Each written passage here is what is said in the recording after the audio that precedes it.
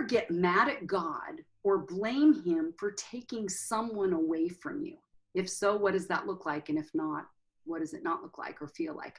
So Dad, here's a lament question. And I have a lot more in the book. These are just 5 I picked out.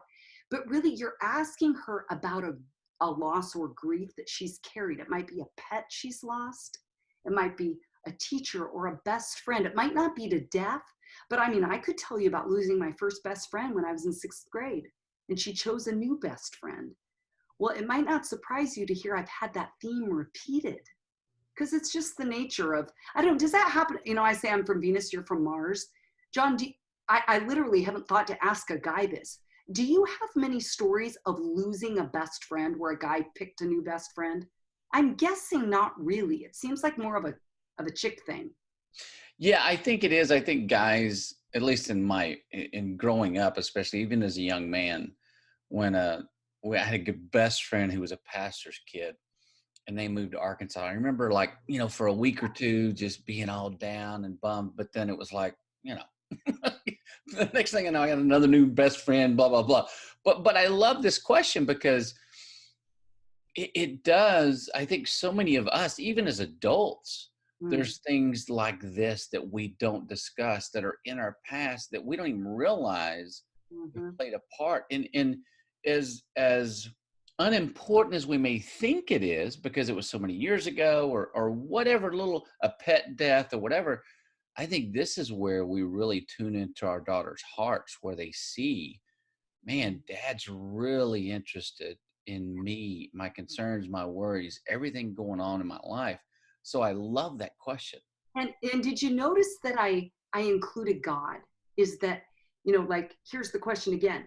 Can you remember, or here, can you remember a time where you ever got mad at God or blamed him for taking someone away from you, or a job promotion, something away from you?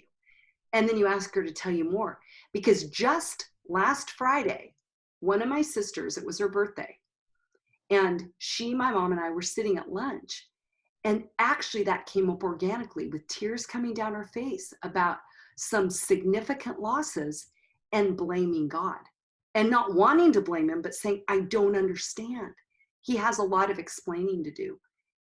Wow, I really felt like I was on holy ground that she would be that open and vulnerable with us.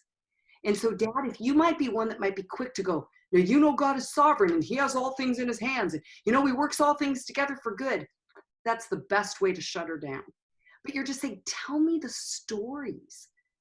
Tell me the stories of where you've been hurt and there's been a loss. Have you ever blamed God for that? She might have actually thought that, but thought, I don't think my dad could handle knowing that. So you're leading in the conversation and leading her to tell you more by asking it that way. Well, too, and I think, too, in exemplifying vulnerability, because us as men really have a tough time doing it, but for her to see in her dad, you know, for I think daughters to see dads cry, to show real emotion in a world that tells us not to, you know, that all of this other mess, that it's like, it's okay to be real. And my girls have seen me, my girls have seen me cry multiple times, and I got no problem with it, you know. Awesome. But it just, I think helps them see that, again, I'm human, I make mistakes, I mess up, and it's okay. It's okay to be real and vulnerable with other people, which most women don't have a problem with that. But for them to see a man do it, I think it is very, very important. So I think there's a gift in that. Yeah, absolutely. And you're going to bond more. And I've even found that a lot of men experiencing as dads more healing for some of their stuff that they didn't even know needed healing. But as they talk with their daughters more with these scripted questions, it's unearthing some things in their history that they didn't even think about doing work on. Daughters have a way of doing that, don't they? Of kind of getting into that heart space. And so, Dad, again, like John was just saying about telling your story, these questions are a great way maybe for you to model to your daughter. And I say maybe, it might not be your style or you might not be ready to go there, but John and I are we're champions of fathers and saying, here, Dad, tell your own story first of maybe being mad at God and blaming him for a loss. Tell her how you worked it out or where you're still stuck.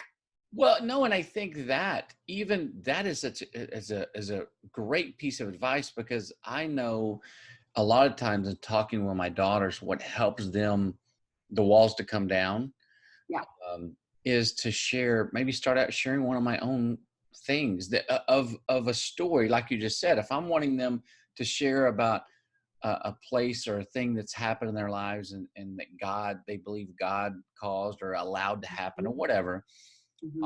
I'll start out and say, hey, you know what? And then I share my own story. And so then it really helps them open up to go, wow, you know what, Dad? Me too.